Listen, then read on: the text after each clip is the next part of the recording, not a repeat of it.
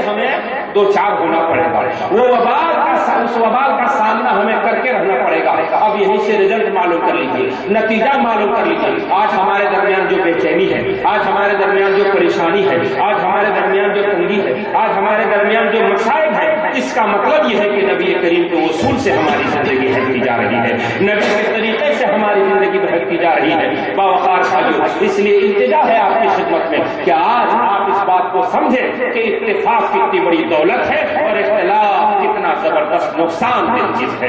ایک جملہ آسانی سمجھیے، جب جسم روح کے ساتھ متفق ہے، جب جسم روح سے ملی ہوئی ہے تو اس کو آپ زندگی کہتے ہیں، یعنی اتفاق کا نام زندگی ہے۔ جب روح جسم سے الگ ہو جاتی ہے تو اسی کا نام موت ہے۔ تو اتفاق کا نام زندگی ہے اور اختلاف کا نام موت ہے۔ اب مجھے آپ بتائیے، سماج کی زندگی چاہتے ہیں تو اتفاق پیدا کیجیے، گھر کی اچھی زندگی چاہتے ہیں تو اتفاق پیدا کریے، کاروبار میں ایک اچھی زندگی چاہتے ہیں تو اتفاق پیدا کریے، مسجد میں ایک اچھا ماحول چاہتے ہیں اتفاق پیدا کریے، مدرسے میں اچھا ماحول پہ چاہتے ہیں اتفاق پیدا کریے۔ میں عرض کرنا چاہوں گا، اپنی زندگی میں ایک اچھا ماحول چاہتے ہیں تو اتفاق پیدا کریے، اور اگر کہیں ذہن کو انتشار میں رکھنا چاہتے ہیں، بے چین رہنا چاہتے ہیں، گھروں کو اختلاف کا شکار کرنا چاہتے ہیں تو پھر اختلاف کو اپنے دل میں جگہ دیجیے۔ عرض کرنا چاہوں گا باوقار بھائیو، نبی باوقار صلی اللہ علیہ وسلم نے 120 سال سے لڑنے والی قوم جس کو اوس و خزرج کے نام سے جانا جاتا ہے، ایک وہ مدینے کے دونوں قبیلے 120 سال سے مستقل جنگ میں تھے۔ ان کا حال یہ تھا کہ راستے میں چلتے کسی کے پیر میں ذرا سی ٹھوکر لگ جاتی تو اسی بات سے ایسی بات پڑتی کہ جناب والا تلواریں نیام سے نکل جایا کرتی تھی۔ جیسے آج دیکھ لیجیے، بچے کھیل رہے تھے تو بچوں میں کچھ کہا سنی ہوئی، ماں باپ ہوئے، اس کے بعد جو خاندان آیا، پھر چل رہی ہے لاٹھی، پھر چل رہی ہے تلوار، پھر چل رہی ہے گولیاں، پھر پہنچا مقدمہ تھانے میں، پھر جناب والا پیسوں کی، جناب والا مت پوچھیے کس قدر لین دین ہو رہی ہے۔ اس لیے میں عرض کرنا چاہوں گا، ان سارے فتنوں سے، ان سارے پریشانیوں سے نجات کی دولت کیا ہے؟ نبی کے راستے پر اپنے کو ثابت کر دینا، اختلاف اپنے سینے سے نکال باہر کر دینا، انتشار اپنے سینے سے نکال باہر کر دینا۔ میں عرض کرنا چاہوں گا اور میں بتانا چاہوں گا کہ جہاں نبی کریم نے برائی کا روکا ہے اور جو نبی نے اصول دیا ہے، جب تک ہم وہاں نہیں پہنچیں گے، یاد رکھیے یہ دنیا کی عدالت ہمیں سکون نہیں دلانے والی ہے، یہ دنیا کے فیصلے اور جنت ہمیں راحت دلانے والے نہیں ہیں۔ راحت دلانے والا جج ہمیں دلا چکا ہے، دے چکا ہے، وصول عطا کر چکے ہیں۔ جب ہم اس وصول کو اپناتے رہیں گے تب تک ہم دنیا میں پنپتے رہیں گے اور کامیاب ہوتے رہیں گے۔ میں اگزامپل دیتا ہوں ایک بات کی، آپ کو پتا ہے آج سے 4 سال 5 سال پہلے کیجریوال کو کون جانتا تھا؟ ایک ایگزامپل میں دیتا ہوں، ہم کو بتائیے کون جانتا تھا کیجریوال کو؟ کس کا نام؟ وہ کیا لے کر اٹھا؟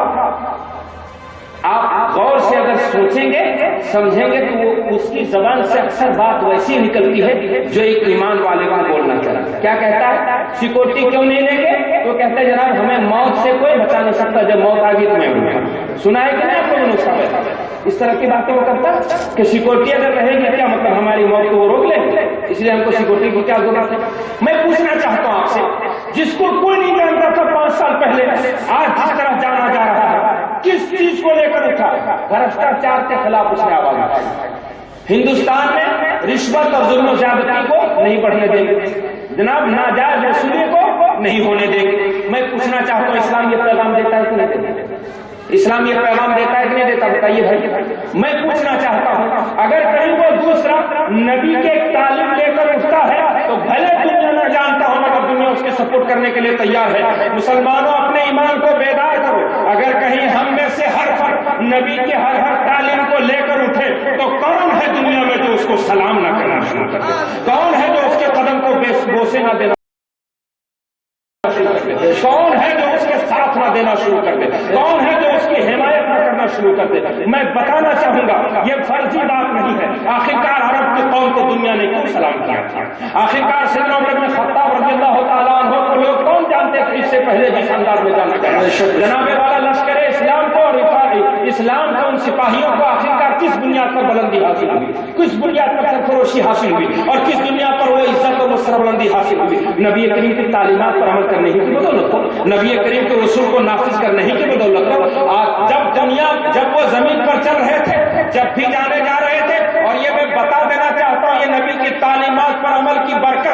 کہ زمانہ گزرتا ہے تو لوگ بھلائے جاتے ہیں، مگر زمانہ گزرتا ہے تو نبی کے غلاموں کا نام اور اونچا ہوتا چلا جاتا ہے اور بلند ہوتا چلا جاتا ہے۔ یہ نبی کے تعلیمات پر عمل کرنے کی برکت ہے، نبی کریم کے اصول کو نافذ کرنے کی برکت ہے۔ میں عرض کرنا چاہوں گا دوستو، میں بتانا چاہوں گا کہ اگر کہیں آج سے 100 سال پہلے مسلمان 1 کروڑ میں تھے، ایک ایگزامپل کے طور پہ 1 کروڑ تھے، تو آج 10 کروڑ ہے۔ کل اگر کہیں امام جمعے میں خطبہ 1 کروڑ کے سامنے کہتا تھا، کیا افضل الناس بعد النبی تحقیق ابو بکر الصدیق، اگر 1 کروڑ کے سامنے یہ خطبہ پڑھا جاتا ہے تو آج کتنے کے سامنے پڑھا جا رہا ہے؟ 10 کروڑ کے سامنے۔ میں پوچھنا چاہتا ہوں آپ سے، ان کے نام لینے والے بڑھ رہے ہیں یا کم ہو رہے ہیں؟ بولیے بھائی، بتائیں آپ، بڑھ رہے ہیں یا کم ہو رہے ہیں؟ کیوں؟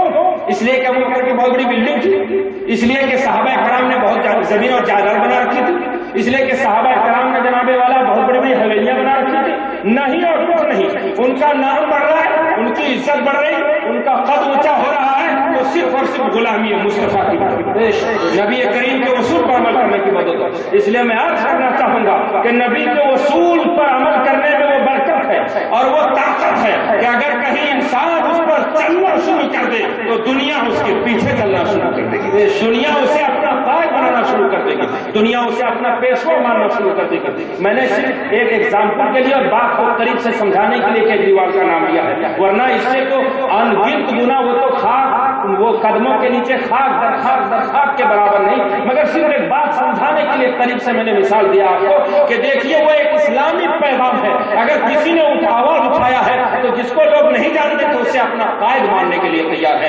ایزان ملت اسلامی، آپ کو قائد رہ چکے ہیں ہندوستان کے، آپ کو سربراہ رہ چکے ہیں ہندوستان سے، آپ کو حکومت کر چکے ہیں ہندوستان کی، اس لیے میں آج کے جلسے سے آپ کو آپ کی اصلی طاقت اور اصلی پاور کی طرف توجہ دلانا چاہتا ہوں۔ آپ اپنے اندر وہ انتشار اور وہ اختلاف کا نظریہ نکال باہر کریں اور اتحاد کے سائے میں آئیے۔ میں عرض کر رہا تھا کہ نبی کریم صلی اللہ تعالی وسلم نے اس اختلاف اور انتشار کی دنیا سے اتحاد و اتفاق کے ماحول میں لا کر کھڑا کر دیا۔ تو آپ جو کچھ سن چکے ہیں عرب کے تعلق سے کہ جناب پاؤں میں ٹھوکر لگ، پاؤں سے پاؤں لگ جاتے تو تلواریں نکلتی، مگر نبی کے آنے کے بعد کیا ہوا، ذرا اس کا نقشہ ملاحظہ کرتا ہے۔ یہ نبی کریم صلی اللہ علیہ وسلم مثال فرما چکے ہیں، پردہ فرما چکے ہیں سیدنا عمر بن خطاب رضی اللہ تعالیٰ عنہ کے دور خلافت، جنگ یرموک ہے ان کے دور خلافت میں جنگ یرموک کہاں، یہ ملک شام میں لڑی گئی ہے، 3 دن یہ جنگ چلی ہے۔ کتنے دن؟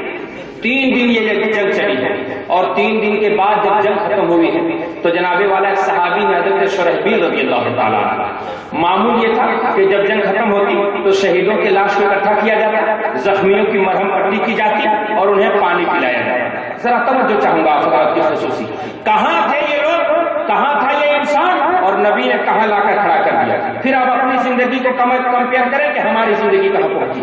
3 دن جنگ ہوئی ہے، ذرا سوچ سکتے ہیں کہ دشمنوں کے سامنے جو 3 دن تک آنکھ میں آنکھیں ڈال کر تلوار چلایا ہوا، تیر سے زخمی ہوا ہو، تلواروں سے جسم لہو لہان ہوا ہو، وہ آدمی دشمنوں سے لڑا ہو، جناب جب جنگ ختم ہوئی کتنی تیز کی پیاس رہی ہوگی، آدمی کتنی شدت کی پیاس میں رہا ہوگا۔ میں عرض کرنا چاہوں گا، پہنچیے جنگ یرموک کے میدان میں پہنچے، میدان یرموک میں جنگ ختم ہوئی ہے۔ حضرت شرحبیل پانی کا چھاگل لے کر، یعنی پانی لے کر برتن لے کر زخمیوں کے قریب جاتے ہیں تو نظر پڑتی ہے جن پر سب سے پہلے وہ حضرت حارث بن ہشام ہے۔ نام نوٹ کرنا چاہے نوٹ کر، حضرت حارث بن ہشام شدید طور پر زخمی ہے، زخموں سے جسم چور چور ہے، کتنے خون بہ چکے ہیں 3 دن سے جنگ کے بعد۔ اب جنگ ختم ہوئی ہے، ان کے قریب سوچیے کس قدر پیاس کی شدت رہی ہوگی۔ پانی لے کر پہنچتے ہیں، حضرت شرحبیل پوچھتے ہیں پانی پیئیں گے؟ انہوں نے اشارے سے کہا ہاں، جسم میں بولنے کی سکت نہیں ہے، جناب والا آواز نہیں آ رہی ہے، انہوں نے اشارے سے کہا ہاں پانی پیوں گا۔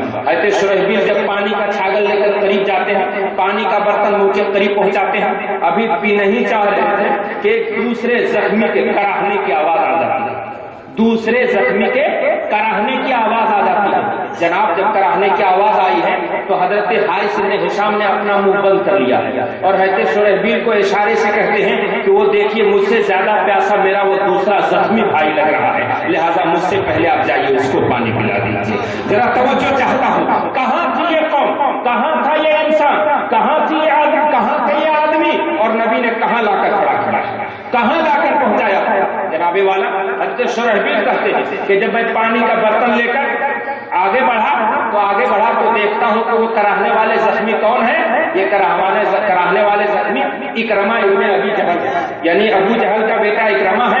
اکرما یہ صحابی رسول ہے، بڑے پائے کے صحابی، سارے صحابہ کا مرتبہ بڑا بلند ہے، ان میں یہ بھی ہے۔ جب قریب گئے تو پوچھا پانی پیئیں گے؟ انہوں نے کہا ہاں پانی پیوں گا۔ ذرا تصور، ذرا منظر کو سامنے رکھیں، پانی پیئیں گے؟ انہوں نے کہا ہاں پانی پیوں گا۔ جو ہی پانی کا برتن قریب کیا ہے وہ پینا ہی چاہ رہے ہیں کہ تیسرے زخمی کے کراہنے کی آواز آتی ہے۔ حضرت اکرما نے اپنا منہ بند کر لیا اور اشارہ کیا شرحبیل کو کہ جائیے دیکھے مجھ سے زیادہ پیاسا وہ میرا دوسرا بھائی ہے جس کے کراہنے کی آواز آ رہی ہے، دوسرے کو پانی مجھ سے پہلے پلایا جانا چاہیے۔ چنانچہ وہ پانی کا برتن لے کر جب تیسرے کے پاس پہنچتے ہیں تو حضرت شرحبیل دیکھتے ہیں قریب جا کر کہ حضرت سہیل ابن عمر، یہ تیسرے زخمی کون ہے؟ حضرت سہیل ابن عمر ہے۔ جو ہی ان کے قریب پہنچتے ہیں، ابھی پہنچ کر پانی کے لیے پوچھنا ہی چاہ رہے تھے کہ اس قدر زخموں سے نڈھال تھے کہ ان کے پہنچنے سے پہلے ہی جام شہادت پی چکے ہوتے ہیں۔ دوستو جاگ رہے ہو تو ذرا میری طرف توجہ کریں اور میں آپ اس منظر کو سامنے لائیں کہ قرآن مقدس عکاسی کر رہا ہے دور جاہلیت کا۔ قرآن مقدس انسانوں کی تاریخ کو پیش کر رہا ہے، نفرت کی آگ کو قرآن دکھلا رہا ہے۔ کہہ رہا ہے قرآن مقدس وَاذْكُرُوا نِعْمَتَ اللَّهِ عَلَيْكُمْ إِذْ كُنْتُمْ أَعْدَاءً، خدا کی اس نعمت کو مت بھولنا۔ اے لوگوں کیسے بھلا دیا خدا کی اس نعمت کو جس رسول کی آمد کا ابھی جشن منایا ہے، گلیوں کو سجایا ہے، گھر کو سجایا ہے، سڑکوں کو سجایا ہے۔ ارے اتحاد کی دولت سے اپنے دل کو بھی سجا لے، اپنے گھر آنگن کو بھی سجا لے، اپنے آبادی کو بھی سجا لے۔ میں عرض کرنا چاہوں گا قرآن مقدس نقشہ پیش کر رہا ہے اذ کنتم اعداء، نبی کے آنے سے پہلے تم دشمن تھے، خون کے پیاسے تھے، جانی دشمن تھے، دولت جلانے کے لیے تیار، گھر ویران کرنے کے تیار، کاروبار پھونکنے کے لیے تیار، سڑک پر کسی کی عزت نیلام کرنے کے لیے تیار۔ نبی کے آنے سے پہلے جس دنیا کا یہ نقشہ تھا، نبی کے آنے کے بعد یہ نقشہ ہو گیا کہ میدان جنگ میں سخت پیاس کی شدت ہے، زخموں سے جسم لہو لہان ہے، خون نہ جانے کتنا بہ پڑا ہے، حلق سوکھ کر کانٹا ہے، چاکنی کا وقت ہے، پیاس کی شدت کا معاملہ ہے، مگر ایسے میں بھی اپنی جان پر اپنے بھائی کی جان کو ترجیح دیا ہے، اپنے بھائی کی جان کو اولیت دیا ہے، ان کی پیاس کو اولیت دی ہے۔ میں عرض کرنا چاہوں گا حضرت شرحبیل سے پوچھئے، فرماتے ہیں کہ جب میں سہیل ابن عمر کے قریب گیا اور جب میں دیکھا کہ ان کی جان جسم سے پرواز کر چکی ہے، انا للہ و انا الیہ راجعون، پلٹ کر جلدی سے اکرما کی طرف آیا کہ دیکھو اکرما ہی کا حلق ترک کر دوں، انہی کو پلا دوں۔ کہتے ہیں جب میں پلٹ کر اکرما کے پاس آیا ہے تو وہ بھی زخموں سے ایسا نڈھال تھے کہ میرے پانی کے گھونٹ پینے سے پہلے وہ بھی جام شہادت نوش کر چکے ہیں، وہ بھی جام شہادت نوش کر چکے ہیں۔ کہتے ہیں کہ پلٹ کر میں پہلے زخمی کے پاس یعنی حضرت حارث بن ہشام کے پاس آیا، کہتے ہیں وہ بھی زخموں سے اتنا نڈھال تھے، خون اتنا بہہ چکا تھا کہ جب تک میں پلٹ کر پھر ان کے پاس آیا دیکھتا ہوں ان کے جسم سے بھی روح پرواز کر چکی ہے، یعنی میرے پانی پینے سے پہلے جام شہادت نوش کر چکے ہیں۔ اذان ملت اسلامیہ، میں پوچھنا چاہتا ہوں قیامت کے دن وہ بھی موجود ہوں گے، ہم اور آپ بھی موجود ہوں گے؟ بولیے ہوں گے کہ نہیں ہوں گے؟ بولیے بھائی ہوں گے کہ نہیں ہوں گے؟ وہ بھی قیامت کے دن ہوں گے، ہم اور آپ بھی ہوں گے۔ آپ ہم سے پوچھو اے حارث بن ہشام، پیاس آپ کو لگی تھی، آپ پانی کے لیے ہاں کہے تھے، شرحبیل نے پوچھا تھا آپ سے پانی پیئیں گے، آپ نے منہ کھولا تھا ہاں پانی پیوں گا، آخرکار آپ نے منہ بند کیوں کر لیا؟ کیوں آپ نے پانی نہ پیا؟ تو جواب دیں گے تجھے پتا ہے، نبی کریم نے ارشاد فرمایا لا یؤمن احدکم حتی یحب لاخیہ ما یحب لنفسہ، اس وقت تک تم کامل مومن نہیں ہو سکتے جب تک کہ تم اپنے لیے پسند کرتے ہو اپنے بھائی کے لیے نہ پسند۔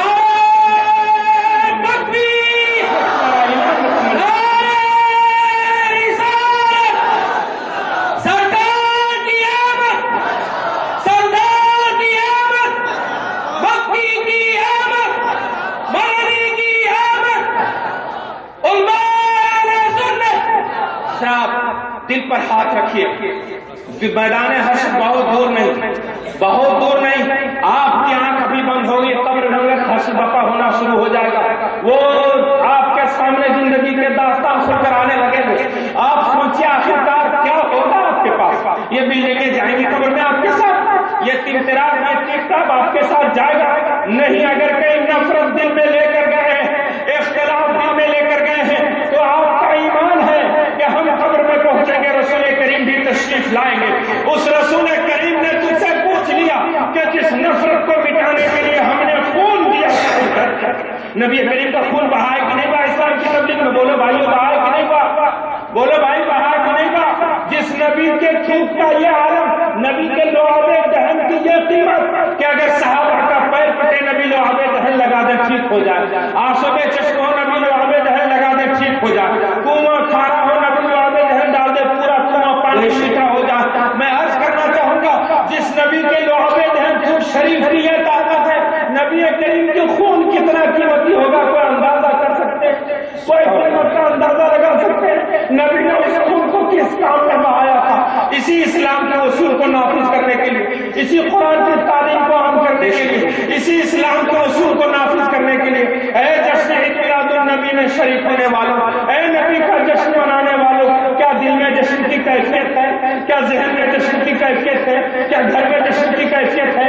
کیا بھائیوں میں جشن کی کیفیت ہے؟ کیا بچوں میں جشن کی کیفیت ہے؟ میں پوچھنا چاہتا ہوں، ضرور ہم میں سے ہر فرد سوال کریں کہ اگر کہیں شرحبیل نے آپ کو قیامت کے دن آپ سے، ان صحابہ نے آپ سے پوچھا کہ ہم نے نبی کی تعلیمات کو اس طرح اپنے کلیجے سے لگایا ہے، اپنے سینے سے لگایا ہے کہ جان گیا تو جانے کی، مگر نبی کی تعلیمات کو کلیجے سے لگائے رہا، نبی کے اصول کو نافذ کرنے کے لگا رہا، گھر بار کو قربانی دینی پڑی تو دے دی، نبی کے اصول پر فرق نہیں آنے دیا۔ میرے جوانوں، آپ سے سماج کی زندگی وابستہ ہے، میرے نوعمر دوستوں آپ سے قوم کا فیوچر وابستہ ہے۔ اگر میرے نوجوانوں میں انقلاب برپا ہو گیا، اگر میرے نوجوانوں نے یہ طے کر لی کہ ہم تبدیل کر کے سماج کو رہیں گے، تو یاد رکھیے زندگی کے سب سے قیمتی حصہ جوانی ہے، سب سے قیمتی حصہ جوانی ہے۔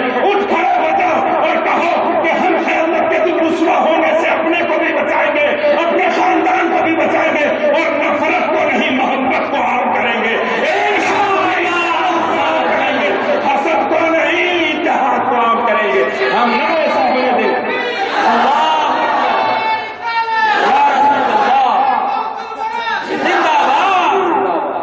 اللہ ملت اسلام، اس لیے میں آپ سے التجا کروں گا، میں آپ سے گزارش کرنے آیا ہوں آپ کی خدمت میں حاضر آیا ہوں۔ آپ کو پتا ہے میں آپ کی دعاؤں سے بولتا ہوں، نہ کوئی میں بہت بڑا مقرر ہوں اور نہ جناب والا میرے اندر ایسی کوئی قابلیت ہے۔ آپ حضرات سے میں ایک التجا کرتا ہوں، قیامت کے دن آپ کا سارا معاملہ کھل کر آگا، کس شان سے آگا بتا دوں۔